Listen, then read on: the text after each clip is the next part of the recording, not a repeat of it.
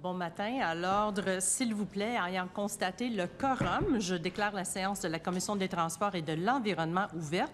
La Commission est réunie afin de poursuivre l'étude détaillée du projet de loi numéro 61, loi édictant la loi sur mobilité Infra-Québec et modifiant certaines dispositions relatives au transport collectif. Madame la secrétaire, y a-t-il des remplacements? Oui, Madame la Présidente. Madame Blouin-Bonaventure est remplacée par Monsieur Lamotte-Ungava. Monsieur Montigny-René-Lévesque est remplacé par Monsieur Toin-Rousseau. Madame Tardy-Laviolette-Saint-Maurice est remplacée par Monsieur Provençal-Beauce-Nord. Et Monsieur Saint-Pierre-Plamondon-Camille Lorrain est remplacé par Monsieur Arsenault, Île-de-la-Madeleine. Merci beaucoup. Je suis maintenant prête à rendre ma décision sur la question de recevabilité soulevée par le député du Masson concernant le sous-amendement déposé par le député des Îles-de-la-Madeleine à l'article 4, introduit par l'article 1 du projet de loi jeudi dernier. Je vous rappelle par ailleurs que la présidence des commissions ne rend aucune décision écrite. Ma décision sera toutefois conciliée au journal des débats. J'ai bien pris connaissance de vos interventions sur la recevabilité du sous-amendement du député des Îles-de-la-Madeleine et j'ai attentivement considéré vos arguments dans l'analyse de ma décision. D'une part, le député de Masson soulève que le sous-amendement proposé emploie des mots similaires et traite du même sujet que le sous-amendement précédemment rejeté par la Commission. Le député des Îles-de-la-Madeleine affirme pour sa part que le sous-amendement se distingue de manière fondamentale par l'introduction du concept de priorisation des mandats gouvernementaux.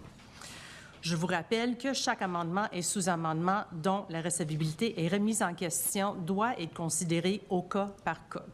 Dans son évaluation, la présidence tient compte des critères élaborés par la jurisprudence avant de statuer sur sa recevabilité. Ces règles sont notamment confiées aux articles 197 et 244 de notre règlement. La jurisprudence parlementaire a effectivement déjà établi que pour qu'un amendement ou un sous-amendement soit recevable, il ne doit pas avoir le même effet qu'une motion présentée précédemment.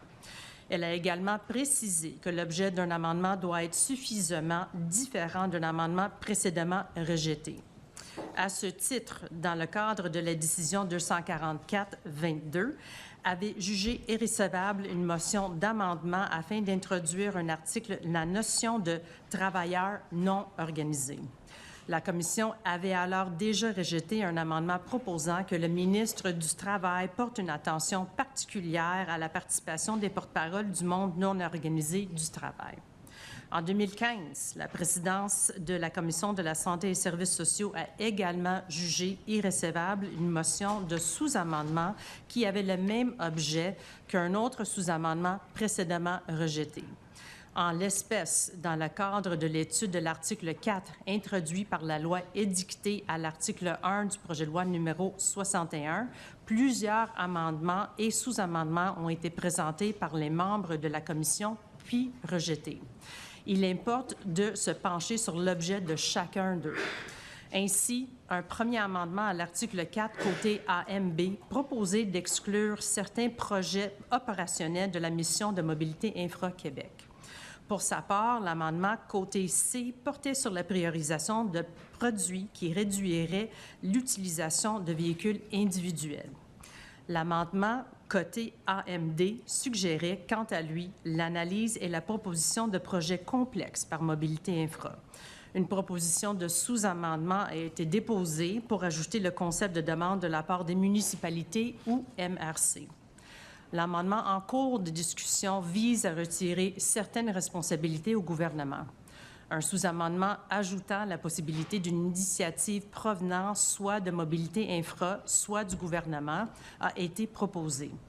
Enfin, le sous-amendement du député des Îles-de-la-Madeleine introduit le concept de priorisation de Mobilité Infra des mandats confiés par le gouvernement.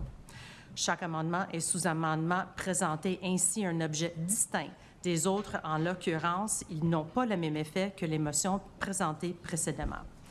Enfin, je rappelle que la présidence doit évaluer la recevabilité en toute neutralité. Ainsi, à la lumière de ces éléments, je juge que la motion de sous-amendement présentée par le député des Îles-de-la-Madeleine est recevable.